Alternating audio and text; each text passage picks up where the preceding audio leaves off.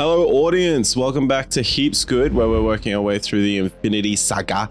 And we are deciding if movies are heaps good or heaps bad. Lennon, on the count of three, do you want to count down and we'll both say at the same time what movie we are looking at today? 3, 2, 1. 1988's romantic comedy You Got Mail. Oh, okay. Lennon, we were looking at You Got Mail today, the first movie in the MCU. It's connected to all this, and it's crucial that you watch it to understand Infinity War. I would love to hear how this is connected. I didn't think about this bit further than that, but I was relying on you. No, Lennon is right, as always, and I'm just a big fat dumb chud. We are looking at Captain America, the Winter Soldier, 2024, directed by the Russo Brothers. Now, as all Phase 2 movies, this movie has a D-handing. Can you guess, Lennon, who gets D-handed in this movie? Well, I don't know if we see the D-handing take place, but isn't it a flashback of Bucky when he's getting crawled away? Yeah, his arm's gone. Snow or whatever. Yeah, he's got a bleedy arm. His arm's all gone. It's Bucky. It's obviously Bucky. No one else can say Shrug it's it off. Bucky. Stop being it's a gonna be Bucky. But I think thus far, and I'm including Avengers 1 in this is the best MCU movie so far.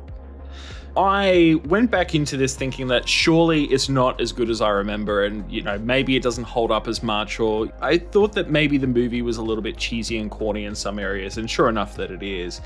But fuck, this is so good, dude. This is so fucking good. Yeah. Okay, it's such a leap in quality for me because it even makes some of the Marvel humor sort of stuff sort of work, mainly because of the reactions. There's not that pause for audience laughter. The other characters actually sort of react, and it's not done as comedically, but when you watch anything and then they do another thing, this will make sense in a second, and it just dwarfs the thing. Okay, so for example, do you know that time where you watch anything? Do you know that time where you watch anything and then something good happens and you're like, wowee? I like it specifically when that does happen, yes. Yeah, that is pretty good. But okay, for example, the Disney Plus Star Wars stuff all sort of sucks, and then you get Andor and the script in that and the dialogue in that so good, you're like, whoa, wow. And then another example, it just came out, Night of the Seven Kingdoms versus the last couple seasons of Game of Thrones. You're like, this is by the same people? The scripting in this movie, I wish they stuck more with this, and the Russo brothers have done plenty of projects. They could have. I wish they stuck more with this than I feel in later movies they start to lean back on the Iron Man 1 isms. But there's so many good, I think almost every line by Samuel L. Jackson is good in this movie. He knows how to talk the pants off of a script. I don't know where I was going with that, but I think that you don't. Nah. So I don't fully agree with what you just said, but I think that the humor elements of this movie actually didn't really work for me. There's a couple of reoccurring things like Cap and Black Widow. They're going through a list of potential dates and suitors or whatever, and it's always sometimes in between breaks of action, and I'm just this is corny as hell. But I think that what the Russo brothers did manage to do is capture the essence of all the characters really well. And you were saying about Sam Jackson as Nick Fury, man, I thought he had some really great fucking moments in this movie. And it was actually really cool that we got to see a lot more of Nick Fury, as well as him being attacked from the inside of S.H.I.E.L.D. And it really set up this suspense and unease of oh, fuck, okay, if he's getting attacked, who can we trust kind of thing. So I thought that was awesome. The stuff with Cap and Sam Wilson in the intro, I think that's great. I think Sam Wilson's this is probably my favorite depiction of Sam Wilson in the whole MCU. Except for when he's wearing those fuck-ass jeans halfway through with the suit on. Before he gets his full suit and he's just sort of wearing the wings and he flies... Dude, his suit is a backpack and some goggles. It's not much of a suit. But he sort of wears flight pants in the last scene, and then I've just realized it when I was watching it this time. I was like, he's just wearing some jeans there. I don't know. It just looked weird. But no, I think this friendship is more believable than up until this point anything Bucky and Steve really... Well, it was Bucky and Steve in the first movie, I guess. God, we even get a flashback in this movie of Bucky and Steve, and I'm are they actually friends? Are they they feel more like brothers, which you could still say makes sense for their characters, but they don't feel like mates. They feel oh, we were raised in the same house sort of deal. Yeah. But when I saw Sam Wilson in this movie, I genuinely thought to myself, this is the depiction of Sam who I can actually see being the next Cap. Like in future movies, he just becomes kind of like comic relief rather than like, you know, you completely forget about some of the great things that they set up in this movie where he's got a heart of gold. He just wants to like help Steve out. He's running veteran support groups. I think that's awesome. And I feel like a lot of that heart is just missing from future movies. So I really like what the Russo brothers do with Sam Wilson here. And I'm curious to hear your thoughts on actual Captain America though in this movie and how they handle no, I was all in it for Sam, and you basically just said everything. So I wasn't really in it. Yeah. Oh, and Crossbones, you know, Frank Grillo's character. I didn't even know Cap was in this movie. No, off the rip, I do, and sort of to piggyback off your Sam Wilson sort of praiser. I think one of my favorite Cap character moments is his interaction with Sam in that opening scene. Before they board the boat, and he's got his little list, and it's like stuff I missed out on, and it's a more confident, sort of charismatic Cap that I don't think was seen in the other ones, because I guess he's still getting his bearings and he was sort of a newbie to all this in the first movie. But I think him interacting with Sam, I think him having that little list and adding Marvin Gaye to it, I think he's got Star Wars on there as well, which how do they explain Mace Windu? Who knows? But and it's such a strong way to open the movie, because it doesn't need to open with, I know they go straight into the action soon after, but I think it's such a strong way to establish who Cap is, where he's at. You could almost watch this as like an isolated movie. Yeah, well, it's almost like a different take on, like, I was worried because I kind of forgot about some of the plot beats in this movie, and I was worried that it was going to be like Cap's a fish out of water. Like we saw a movie in his time, and now we're going to see a full-blown movie in the modern day, and him still getting his bearings on it all, and him being like, what? There's Wi-Fi and stuff like that. Yeah. But I actually thought that he kind of approached it with a certain level of like discernment and, like you said, confidence. And I like that it is an element there, but it's not the main feature of it, I guess. So I thought that was really cool. Well, something we always say, and I know lots of people define his character like this, is Cap tends to be unchanging. And I still think that is true, like in terms of like where his moral compass is. But that doesn't mean that there isn't forms of character growth here. Like you can see him settling into his role. But yeah, I think like everything with Cap in this movie, like Steve, I'm sort of splitting the characters, but Steve and Cap were great. I think something that I found really interesting that I really enjoyed was, you know, when Natasha and Steve find out about Hydra controlling S.H.I.E.L.D. off Zola, Armin Zola. Yes. And he just punches a screen because he thinks that's how computers work. By the way, like I love Armin Zola. Do you know what he looks like in the comics? No. He's like, who's that character? Kang or whatever? No, from Teenage Mutant Ninja Turtles, the one with the gross bug thing in the stomach. Oh god. Oh, whatever. He's basically like a TV screen on a chest. It's that TV screen, but then it's a robot body. Okay. But yeah, no. So I just like that they gave the computer or the AI like a German accent. I guess I thought that was pretty perfect. Cool. Yeah, great. No, I'm sort of happy that they didn't go with the comic book stuff for this one, because if they did, I know that they were talking about seeing concept art. It would have taken you out of the movie a little bit. As much as I love comic book accuracy, this movie is good because it's grounded in a way. But they sort of pay homage to it, just as my quick little tangent about Zola, because I don't think there's much to really say about him. They do have that big screen with his face on it, and then they've got like a little security camera up top, sort of like looking around, which is very reminiscent to the robot head he has in the comics a lot of the time. So it's sort of if you squint at it, it looks comic booky, but then you realize he's in a console, not a robot body. But that's just my little thing about that. What I want to talk about with Steve with that moment is their reactions to finding out about Hydra controlling S.H.I.E.L.D., because I think they talk about it when they hide out at Sam's later, but Nat is like filled with guilt, and like she's unsure, as she says, on the lies she's been telling, and da-da-da-da-da. Steve has never been more comfortable in this movie. Like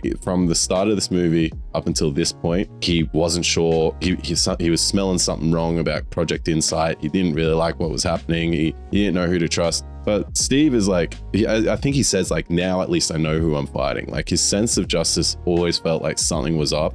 I feel like him weirdly finding out that Hydra controlled S.H.I.E.L.D. for years was like a relief, because he was like, oh, Nazis. Like, it's like, makes sense. So it's the best thing that could have happened to him. Yeah. Oh, that's why this smells funny. Nazis are happening. I know this very well. But yeah, no, like there's so many moments with Steve in this that I fucking adore. As much as I love the Black Ops self-suit thing, that we get, which is very like Ultimates inspired sort of suit. So do I. I think it's one of my favorite suits. And I think I say that every movie except Avengers. Well, I think that this movie has two suits, and they're both my favorite suits. It's like it's his World War II outfit. Yeah, the World War II one, and like the stealth suit or whatever that he has for the rest of the movie, the more muted down, but more streamlined, if you will. It looks so fucking cool, dude. And it's so sick. I guess talking about a suit, I'm going to use this as a little bit of a segue to start talking a little bit about some of the action in this movie, because by golly, I think that it is so cool. They really ramped up the hand combat ability and choreography in this movie,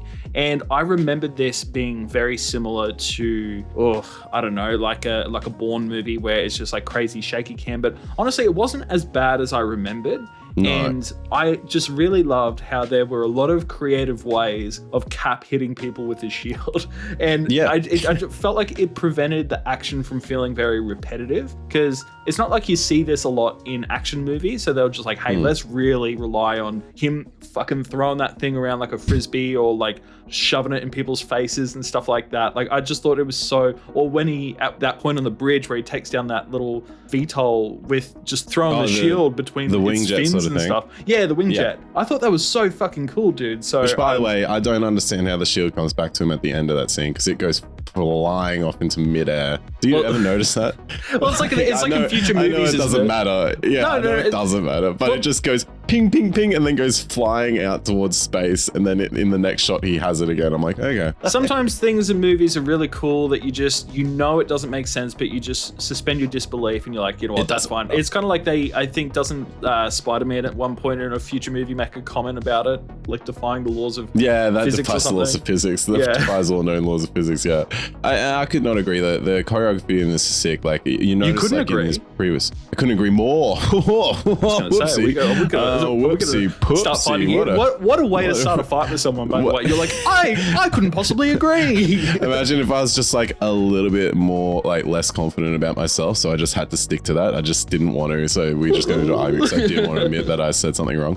The choreography in this, compared to his previous movies, like, and I guess it's theme accurate or period accurate, but like, he's always been sort of like a boxer in his previous movies. And then, you know, like, obviously there's new movies, so they've got new stuff and like new action choreography and stuff, but like, he's way more UFC in this one. Like, he's way more like mixed martial arts, Muay Thai. He's getting people in locks. Like, there's a point where he gets Bucky in a lock later on and pops his arm, and, you know, he's doing like a lot more like body shot kicks and stuff. It's like the highway fight, the bridge fight, wherever they're fighting, him and Bucky. I think that's almost a perfect fight between those two. Like, Bucky is literally getting like stripped. I think there's something interesting about that fight that I found when I was watching. I never noticed it really before, but Bucky is getting stripped down weapon to weapon, which sort of shows, one, Cap's skill, but also two, that Bucky is a fucking walking armory. Like, he starts off with the assault rifle, gets taken off him. He pulls out the SMG, that gets taken off him. He brings out dual pistols, that gets taken off him. Then he has a knife fight,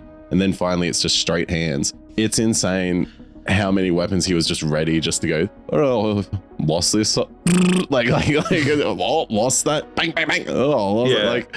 It's really interesting. So I guess let's just talk about Winter Soldier as a whole for a little bit, because I guess we haven't really Winter Soldier's hole.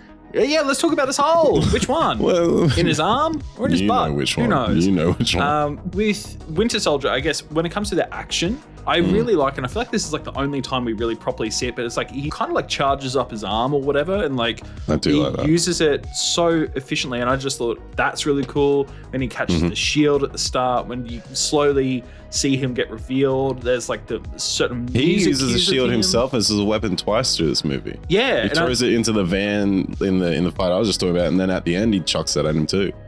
It's really effective. How I feel like there wasn't much mystery around who it was, but I definitely feel like he was an imposing presence. Yeah, so, I was going to ask that, because obviously as a comic book reader, I can't delete that knowledge from my brain. And obviously you've seen this movie before, but I was going to ask, like, because I've known Bucky is Winter Soldier since before the MCU even fucking started. But do you remember the first time you were watching this movie? Was that a surprising reveal at all? I couldn't really analyze it. Yeah, I'm pretty sure you wouldn't know that it's Bucky, I think, until you see him without the goggles. And I think that in the trailer, when it first got announced, I remember that scene where he catches the shield was shown in the trailer. He turns around, you see his eyes. I'm like, oh, that's Bucky.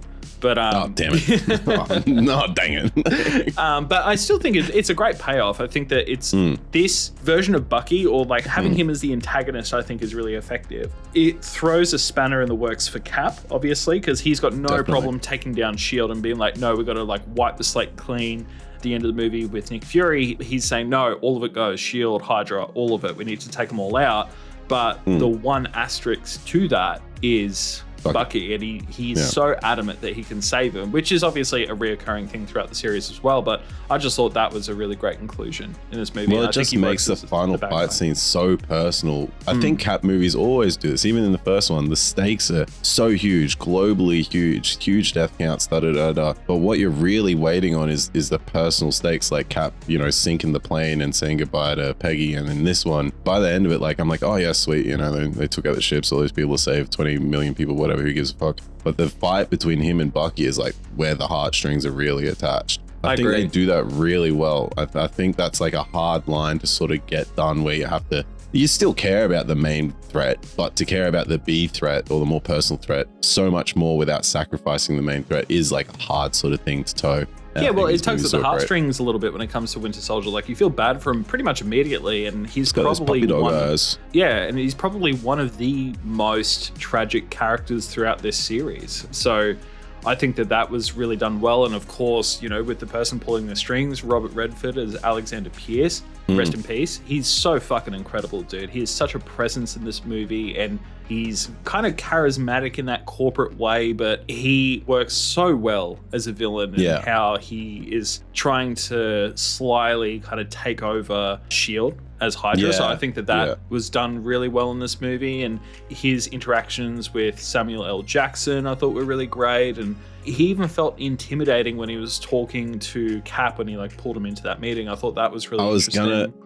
I was gonna say, like, again, the thing that I opened this video with is the scripting and dialogue in this is so good. Like Alexander Pierce's intro speech to Cap about sticking his hands in the mud to build something better. At the time, it sounds like, you know, a good monologue, but like, I think a good monologue either informs another character or the character that's talking, and it informs his whole character so well. And to keep going on that point, this is continuous to this whole movie. Like, this is what I'm talking about. Like, the scripting is fucking immaculate in here, and like, yes, they're speeches, but like, could in other movies just be throwaway sort of lines. But in this movie, like Nick Fury's speech about his granddad packing a gun after a while being an elevator operator informs exactly who Nick Fury is. You know, my granddad loved people, but he didn't trust them. You know, like that whole thing. That is exactly why Nick Fury would fall for something like Project Insight. From his point of view, he would see it as a good thing. And Alexander's Pierce, the hands in the mud, so fucking good. And even just like some of the flimsy sort of like throwaway stuff, like I liked how he asked Nick to get Iron Man to stop by his niece's birthday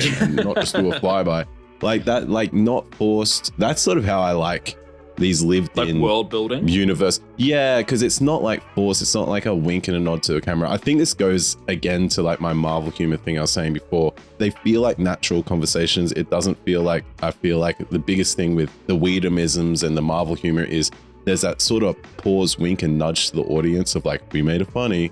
Whereas I don't think that really exists in this. Even in like, you brought up, you didn't really like it. I didn't mind it. I thought it sort of added some character to the Black Widow and Cap, but the continuous dating thread throughout, it did sort of just, to me at least, feel just like co-worker conversations. There was no like pause for audience laughter and applause.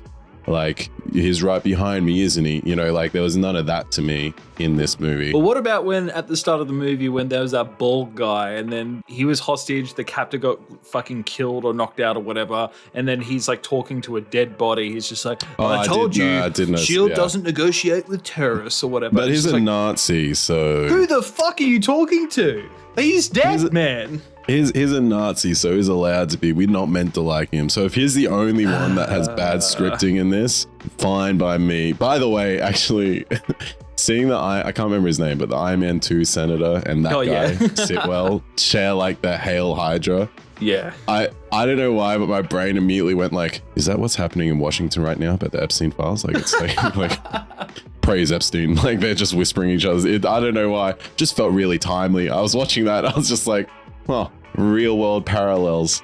They're everywhere. They're all through government, and they're Sitwell. By the way, Sitwell got fucking murked in the funniest way. The funniest way. It's so funny. I sort of giggled. Like, if it wasn't so threatening and imposing by Winter Soldier, we're back on Winter Soldier again. Actually, I do have something else I want to say about him. Hey man, just go for it. The floor's yours. Now I love him. And this movie does not work as well without this certain tack that I'm going to bitch about. Not in detail because I don't want it to be taken too seriously. But Bucky Barnes, for a super secret Soviet assassin who is, a myth amongst the intelligence community, like Black Widow says, no one knows if he's real, but I know he's real. His tactics sure do involve going around in public and exploding people with a small militia of armed goons. Yeah. Which feels very far removed from who's that guy? And it's not like he's inconspicuous. Like, he'll stand out like dog's balls. And I don't know, man. It's just he's as subtle as a sledgehammer, but my God, he's effective. So I don't care about that, but I just thought it was sort of funny. It's something I've never thought about in this movie until I saw the scene of Natasha going it's a myth, and then all of a sudden he's standing in the middle of the road in, I assume, Washington DC. Yeah. Broad daylight. Putting mines under the bottom of Nick Fury's car. By the way, lucky Nick Fury decided to drive that way. Otherwise, Winter Soldier's just sort of hanging out. Yeah, he's just people are fucking honking their horn at him. It's just can you get off the road, dude? Yeah, I'm waiting for something. This will work. So many aura points will be gained. I'm aura farming so hard right now.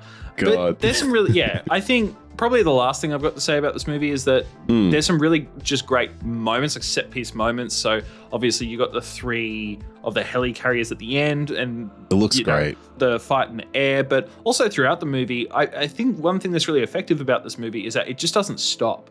And, it's Cap arrives home. Oh, shit, Samuel L. Jackson is there. Oh, S.H.I.E.L.D. is compromised. Ears everywhere, blah, blah, blah. And then, shit, he gets shot through the fucking wall. Here's Winter Soldier over here. Then he starts pursuing him. Oh, just so many great scenes. Even Samuel L. Jackson's, car scene where he's, fending off, the cops. So good. Oh my God, it just doesn't stop, dude. And I think that's why this is so effective, because it doesn't give your brain much time to stop and think and digest. Oh shit, doesn't give your brain much time to stop and think and go, now does it make sense for a rogue assassin to be firing landmines in the middle of Washington DC? Now does it make sense for Nick Fury to pull out a lightsaber and cut his way through a literal road and ground? How the fuck did he escape there?